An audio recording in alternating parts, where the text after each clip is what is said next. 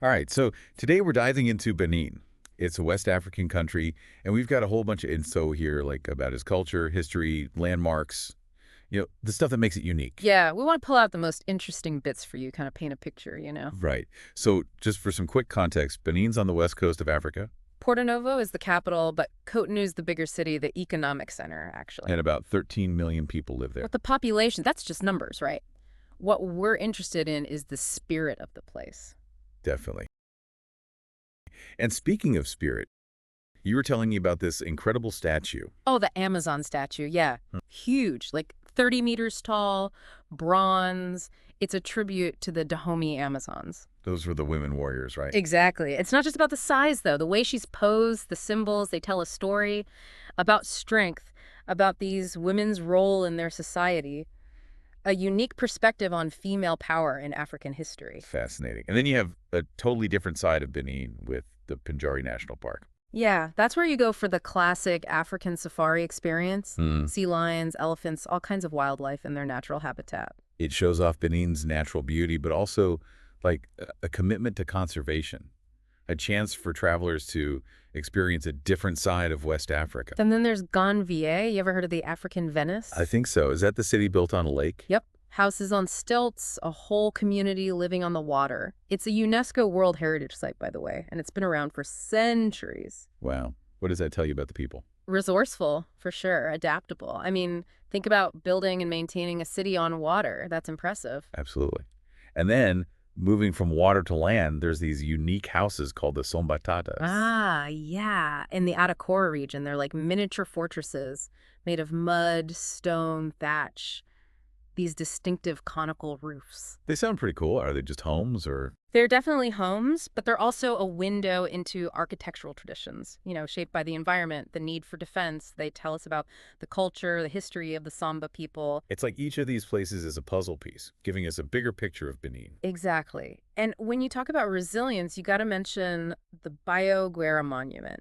It honors Prince Bayo Guerra, who fought against colonial rule. Oh, right. So it connects to those broader anti-colonial movements we see across Africa. Yeah, but Bayo Guerra's story is specifically Beninese. It highlights their own fight for independence, their own leaders and heroes. Powerful stuff.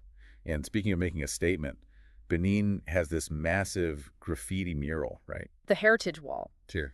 Longest one in Africa, as far as I know. It stretches for like 940 meters, almost 2,000 square meters of art. That's huge. It shows how modern art is becoming part of Benin's cultural landscape. Big time. And yet there's this strong connection to ancient traditions, too. Like you mentioned the Python Temple in Ouida. Yeah, that's a voodoo sanctuary. Voodoo is major religion in Benin, and they've had a serpent cult there since the 1600s. So it's not just a historical thing. Vodun is still very much alive in Benin. Absolutely. And Ouida also has this deeply moving site, the Door of No Return. Oh, right. It's that memorial to the slave trade. It was erected by UNESCO, and it marks the spot where millions of Africans were shipped out, the last piece of their homeland they saw. It's a stark reminder of that dark chapter and Benin's central role in it. And that historical weight, that legacy.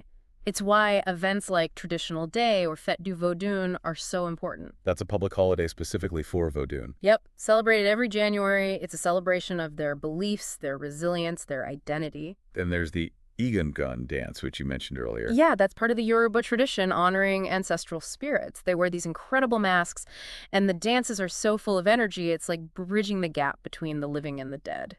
It's amazing how many different threads are woven into the fabric of Benin. Yeah, from the Amazon statue to the Python Temple to the Door of No Return. It's a mix of strength, adaptation, art, spirituality, and it's all connected to their past and present. It makes you think, right? I mean, you've got a floating city, a prince resisting colonialism, a massive mural, ancient rituals. It all speaks to this dynamic spirit, this resilience. Definitely. So when you think about Benin in the 21st century, what does that unique blend tell you? It tells me it's a place worth knowing about. That's our deep dive for today.